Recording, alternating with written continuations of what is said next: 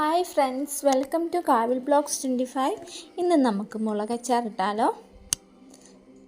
കുറച്ച് കാന്താരി മുളകും ഉണ്ടമുളകുമാണ് ഇതിനെ ആദ്യം നമുക്ക് നല്ല ചെറുതായിട്ടൊന്ന് ചൂടായ വെള്ളം, ചെറിയ ചൂടോടെ നമുക്ക് ആ വെള്ളത്തിൽ മുളക് ഇട്ട് നല്ല വൃത്തിയാണൊക്കെ ആദ്യം കഴുകിയെടുത്ത് വെള്ളം ഒക്കെ തോരാൻ വേണ്ടി വെക്കാം.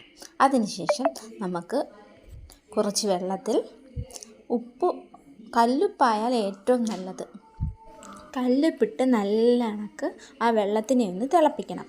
നല്ല കണക്ക് തിളച്ചതിന് ശേഷം നമുക്ക് ആ വെള്ളം തിളയ്ക്കുന്ന ആ സമയം കൊണ്ട് നമുക്ക് കഴുകി വെച്ചിരിക്കുന്ന മുളകിനെ എടുത്ത് നമ്മൾ ടൂത്ത് പിക്കോ അല്ലാത്ത ചെറിയ എന്തെങ്കിലും കമ്പിയോ എന്തെങ്കിലും വെച്ച് നമുക്ക് ഹോളിട്ട് ഓരോ ഹോൾ വീതം ഇടാവളെ ഹോളിട്ട് വെക്കാം. ഹോളിട്ട് വെച്ചതിന് ശേഷം ആ ചൂടുവെള്ളം ഉണ്ടല്ലോ, നല്ല കണക്ക് തിളയ്ക്കണം.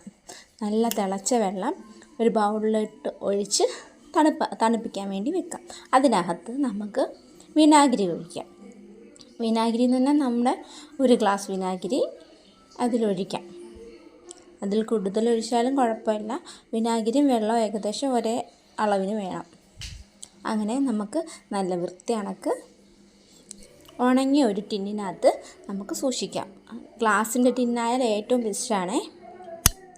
നമുക്ക് ആദ്യം നമ്മൾ തിളപ്പിച്ച വെള്ളം കുറച്ച് വിനാഗിരി ഒക്കെ ഒഴിച്ച വെള്ളം കുറച്ച് നമുക്ക് കുപ്പിയിലോട്ട് ഒഴിക്കാം. അതിനുശേഷം കുറച്ച് മുളക് ഇടാം.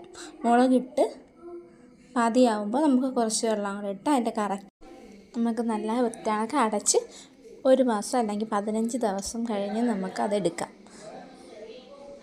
പിന്നെ എൻ്റെ വീഡിയോ എല്ലാവരും കണ്ടിട്ട് മറക്കാതെ ചാനൽ സബ്സ്ക്രൈബ് ചെയ്യണേ. ബെല്ലൈക്കണും കൂടെ ഒന്ന് പ്രസ് ചെയ്തേക്കണേ. ഓക്കേ, നെക്സ്റ്റ് വീഡിയോ ആയിട്ട് ഈ മുളകുകളെ നമ്മൾ നേരത്തെ ഒരു വീഡിയോ ഇട്ടിട്ടുണ്ടായിരുന്നല്ലോ, ഞാൻ മിനി കിച്ചൺ ഗാർഡനകത്ത് അന്ന് കാണിച്ച മുളകുകളാണ് ഇത്. ഇപ്പം നല്ല വിളഞ്ഞ് പഴുത്തതിന് ശേഷം നമ്മൾ മുളകച്ചാറായിട്ട് ഇട്ടതാണേ. ഓക്കേ.